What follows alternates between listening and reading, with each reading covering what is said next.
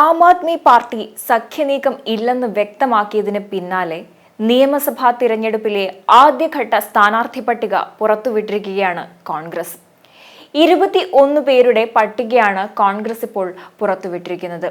കോൺഗ്രസ് അധ്യക്ഷനായ മല്ലികാർജുൻ ഖാർഗെ, രാഹുൽ ഗാന്ധി തുടങ്ങിയവരടങ്ങിയ തിരഞ്ഞെടുപ്പ് സമിതി കഴിഞ്ഞ ദിവസം ഈ പട്ടികയ്ക്ക് അംഗീകാരം നൽകുകയായിരുന്നു.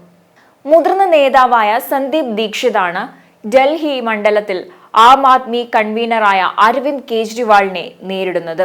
ഡൽഹി മുൻ മുഖ്യമന്ത്രി ഷീല ദീക്ഷിത്തിന്റെ മകനാണ് സന്ദീപ്. ഷീല ദീക്ഷിത് തുടർച്ചയായി വിജയിച്ച മണ്ഡലമാണ് ഡൽഹി.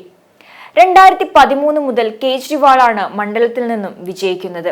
ഇത്തവണ കേജ്രിവാളിനെതിരെ അതിശക്തമായ മത്സരം കാഴ്ചവെക്കാനുള്ള തയ്യാറെടുപ്പിലാണ് കോൺഗ്രസ്. ഈ സാഹചര്യത്തിലാണ് ഈസ്റ്റ് ഡൽഹിയിൽ നിന്നുള്ള മുൻ MP കൂടിയായ സന്ദീപ് ദീക്ഷിത്തിനെ മത്സരിപ്പിക്കാൻ കോൺഗ്രസ് തീരുമാനിച്ചത്. അതേസമയം ഡൽഹി കോൺഗ്രസ് അധ്യക്ഷനായ ദേവേന്ദ്ര യാദവ് ബാദ്ലി സീറ്റിൽ നിന്നാണ് മത്സരിക്കുന്നത്.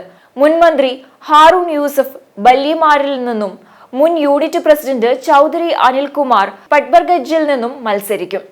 ദേശീയ വക്താവ് രാഗിണി നായക് വാസിപൂരിലാണ് മത്സരിക്കുന്നത്. ദ്വാരകയിൽ നിന്നും ആദർശ് ശാസ്ത്രി, മുസ്തഫാബാദിൽ നിന്നും അബ്ദുൾ റഹ്മാൻ, സീലംപൂരിൽ നിന്നും രോഹിത് ചൗധരി, പ്രവീൺ ജെയിൻ ഷാലിമാർ ബാഗിൽ നിന്നുമാണ് മത്സരിക്കുന്നത്. ഇവരൊക്കെയാണ് മറ്റ് സ്ഥാനാർത്ഥികൾ.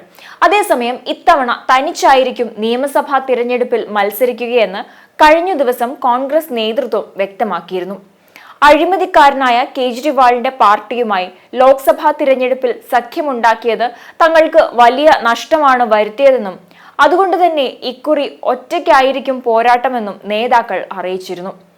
നിയമസഭാ തിരഞ്ഞെടുപ്പിൽ കോൺഗ്രസുമായി സഖ്യമുണ്ടാകില്ലെന്ന് അരവിന്ദ് കെജ്രിവാളും വ്യക്തമാക്കി കഴിഞ്ഞു. തനിച്ച് വിജയിച്ചു വന്നവരാണ് ആം ആദ്മി. അതുകൊണ്ട് തന്നെ നിയമസഭയിലും ഒറ്റയ്ക്കായിരിക്കും മത്സരം. ഡൽഹിയിൽ 4ാം തവണയും തങ്ങൾ തന്നെ അധികാരത്തിലേറുമെന്നും കേജ്രിവാൾ പറഞ്ഞു. അതേസമയം ഈ ഫെബ്രുവരിയിലാണ് ഡൽഹിയിൽ നിയമസഭാ തിരഞ്ഞെടുപ്പ് നടക്കേണ്ടത്. അതിശക്തമായ മത്സരത്തിനായിരിക്കും ഇക്കുറി ഡൽഹി വേദിയാവുക. തിരഞ്ഞെടുപ്പ് തീയതി പ്രഖ്യാപിച്ചിട്ടില്ല എങ്കിലും ഇതിനോടകം തന്നെ പാർട്ടികൾ ഒരുക്കങ്ങൾ ആരംഭിച്ചിട്ടുണ്ട്. ആം ആദ്മി പാർട്ടി ഇതിനോടകം തന്നെ തങ്ങളുടെ 2 ഘട്ട സ്ഥാനാർത്ഥി പട്ടിക പുറത്തുവിട്ടിരുന്നു.